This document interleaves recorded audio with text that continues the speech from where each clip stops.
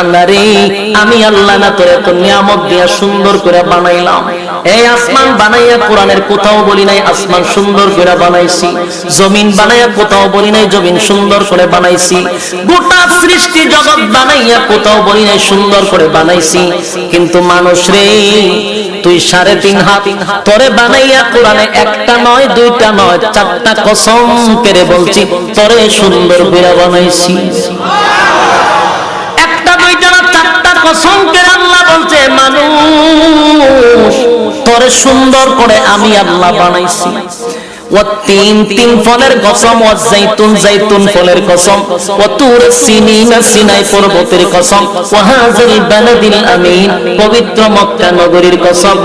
চারটা কসম করে আল্লাহ বলেন লাকাদ খালাকনাল ইনসানা ফি আহসানি তাকওয়িম।